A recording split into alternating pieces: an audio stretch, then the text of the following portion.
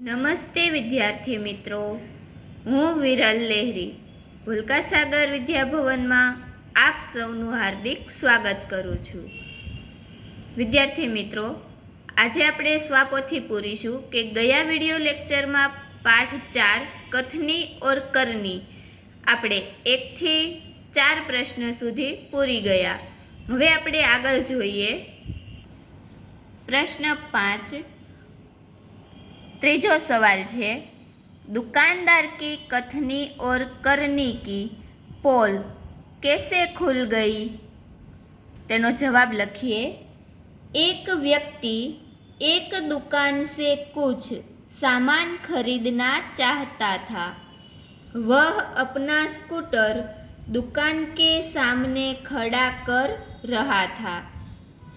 दुकानदार ने उसे वहाँ स्कूटर खड़ा करने से रोकते हुए कहा कि दुकान के सामने सड़क पर स्कूटर खड़ा करना ठीक नहीं है।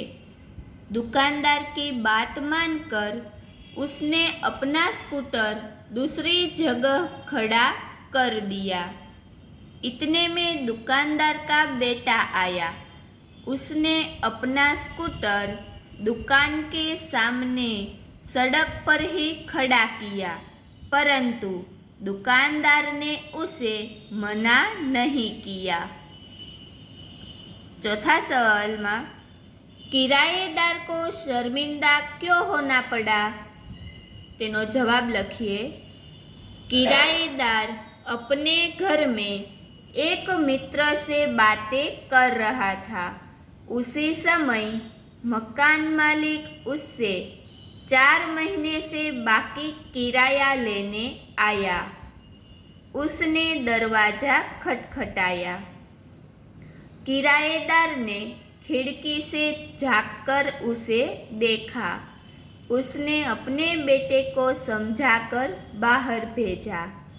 बेटे ने कहा, डबल अवतरण चिन्ह में लखवानुं छे, पिताजी कहते हैं कि वे घर पर नहीं है।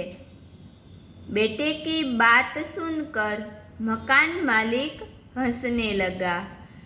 घर में बैठा मित्र मुस्कुराया। इस तरह किराएदार मित्र को अपनी कथनी और करने में अंतर के लिए शर्मिंदा होना पड़ा। सवाल नंबर 5, धूम्रपान का निषेध है, कहाँ कहाँ और क्यों लिखा होता है? तेनो जवाब लखिए। डबल अवतरण चिन्ह में धूम्रपान का निषेध है, डबल अवतरण चिन्ह पूरा। ऐसा बसों और रेलगाड़ियों जैसे सार्वजनिक वाहनों में लिखा होता है। अस्पतालों अल्पविराम, सिनेमागृहों और दवाखानों में भी धूम्रपान न करने की चेतावनी दी जाती है। बाग बगीचे अल्पविराम, पुस्तकालय अल्पविराम, प्रतीक्षालय अल्पविराम, धर्मशाला और सार्वजनिक शौचालय आदि स्थानों पर ऐसी पट्टियाँ लगी होती है। धूम्रपान से वायु प्रदूषित होती है। प्रदूषित वायु में सांस लेने से छाती और फेफड़े की कई बीमारियां होती है। आगे जाइए सवाल नंबर 6, लोग कहाँ कहाँ कतार में खड़े रहते हैं? जवाब लखिए। लोग ट्रेन अल्पविराम, सर्कस अल्पविराम, प्रदर्शनी और सिनेमा के टिकट के लिए कतार में खड़े रहते हैं। राशन की दुकानों से राशन लेने के लिए भी लोगों को कतार में खड़ा रहना पड़ता है। लाइट या टेलीफोन के बिल भरने के लिए भी लोग कतार में खड़े रहते हैं। बस में चढ़ने के लिए भी यात्री कतार में खड़े रहते हैं। शहरों में, मॉल में की गई खरीदी का बिल चुकाने के लिए कतार लगती है। बैंक में लोग कतार में खड़े होकर पैसे जमा करते या निकालते हैं। आगे जाइए प्रश्न 6। निम्नलिखित मुहावरों का अर्थ लिखकर वाक्य में प्रयोग कीजिए। पहलो मुहावरो गुणों की खान, तेनो अर्थ थशे बहुत गुणी। वाक्य लखिए, आप तो सचमुच गुणों की खान है। बीजो मुहावरो पानी पानी हो जाना, तेनो अर्थ थशे बहुत लज्जित होना। वाक्य लखिए, अपना झूठ पकड़ा गया तब लड़का पानी पानी हो गया। आगे जाइए प्रश्न 7। उचित जोड़ मिलाइए। અહીંયા આપણને વિરામ ચિહ્નો આપેલા છે અને સામે તેના જવાબ છે તેમાંથી આપણે યોગ્ય વિરામ ચિહ્ન હોય તે લખવાનું છે। પહેલું તો આ ચિહ્ન શેનું છે? પ્રશ્નસૂચક ચિહ્ન। બીજું ચિહ્ન છે પૂર્ણ વિરામ। ત્રીજું ચિહ્ન છે ઉદ્ગાર ચિહ્ન। ચોથું ચિહ્ન છે અલ્પવિરામ। પાંચમું ચિહ્ન છે અવતરણ ચિહ્ન। છઠ્ઠું ચિહ્ન છે યોજક ચિહ્ન। હવે આગળ પ્રશ્ન 8। निम्नलिखित वाक्यों में विराम चिन्हों का प्रयोग कीजिए। विद्यार्थी मित्रों, અહીં આપણને વાક્ય સાદું વાક્ય આપેલું છે તેમાં આપણે યોગ્ય વિરામ ચિહ્ન મૂકવાના છે। પહેલું છે ફૂલ તોડના મના હે, તો લખીએ આપણે ફૂલ તોડના મના હે, તેમાં કયું વિરામ ચિહ્ન મૂકવાનું? પૂર્ણ વિરામ। આગળ છે બીજું વાક્ય વાહ કિતના સુંદર દ્રશ્ય હે, તો આપણે તેમાં વિરામ ચિહ્ન મૂકીએ વાહ, પછી ઉદ્ગાર ચિહ્ન કિતના સુંદર દ્રશ્ય હે, છેલ્લે ઉદ્ગાર ચિહ્ન। ત્રીજું વાક્ય बसों में लिखा होता है धूम्रपान का निषेध है, આપણે વિરામ ચિહ્ન મૂકીને વાક્યને પૂર્ણ કરીએ। બસો में लिखा होता है અલ્પવિરામ અને ડબલ અવતરણ ચિહ્નમાં ધૂમ્રપાન કા નિષેધ હે, પૂર્ણ વિરામ ડબલ અવતરણ ચિહ્ન પૂરા। ચોથું વાક્ય धारा रात दिन पढ़ती रहती है, આપણે વાક્યમાં યોગ્ય વિરામ ચિહ્ન મૂકીએ કે ધારા રાત, પછી યોજક ચિહ્ન દિન, પઢતી રહેતી હે, છેલ્લે પૂર્ણ વિરામ। પાંચમું વાક્ય पौधे बारिश में ही क्यों लगाए जाते हैं, વાક્યમાં આપણે પૂર્ણ વિરામ ચિહ્ન મૂકીએ पौधे बारिश में ही क्यों लगाए जाते हैं, છેલ્લે કયું ચિહ્ન આવશે? પ્રશ્નાર્થ ચિહ્ન। આગળ જોઈએ प्रश्न 9। कोष्टक में दिए गए शब्दों को उचित क्रम में रखकर उदाहरण के अनुसार वाक्य लिखिए। तो विद्यार्थी मित्रों, અહીંયા આપણને કોષ્ટકમાં અલગ અલગ શબ્દો આપેલા છે, તેના આધારે આપણે આખું વાક્ય બનાવીને લખવાનું છે।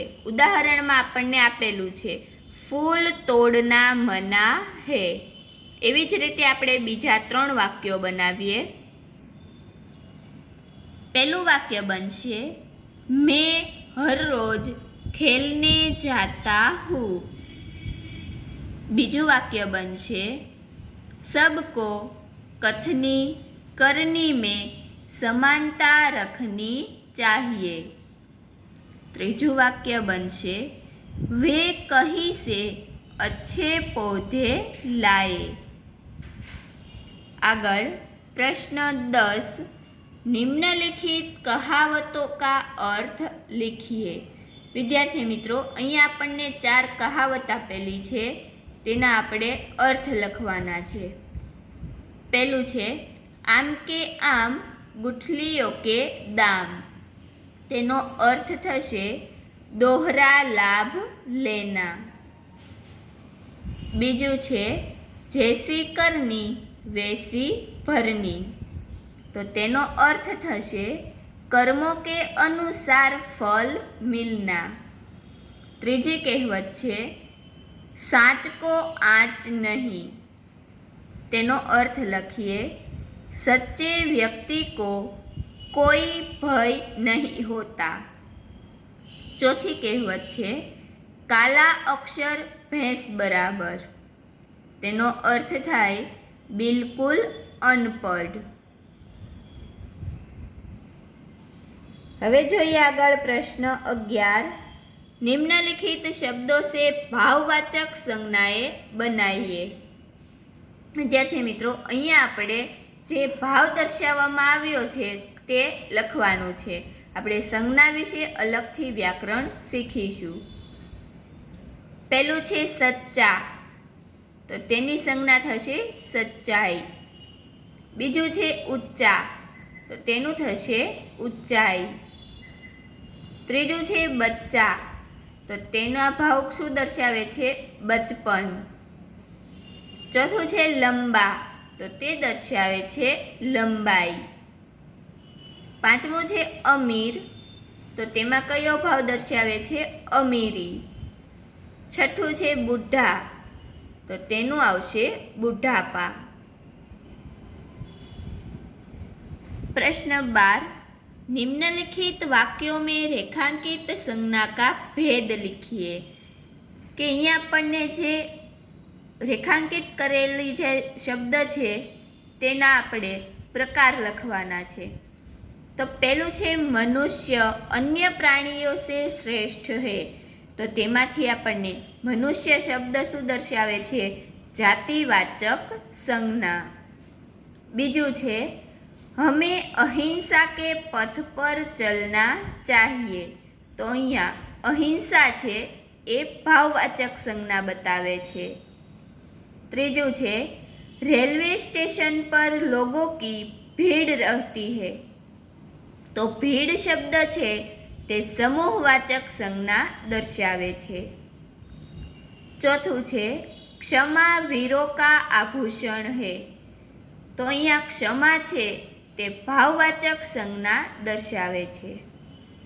पांचमું फूल सबको अच्छे लगते हैं। तो तेमां फूल शब्द जातिवाचक संज्ञा दर्शावे छे। छठ्ठुं हमारे व्यवहार में विनम्रता होनी चाहिए। तो अहींया विनम्रता शब्द छे ते भाववाचक संज्ञा दर्शावे छे। सातमुं सभा में कई लोग इकट्ठे हुए। तो सभा शब्द छे ते समूहवाचक संज्ञा दर्शावे छे। विद्यार्थी मित्रों, हवे आपणे आगळनो 5मो पाठ आवशे ते आगळना विडियो लेक्चरमां શીખીશું। અસ્તુ।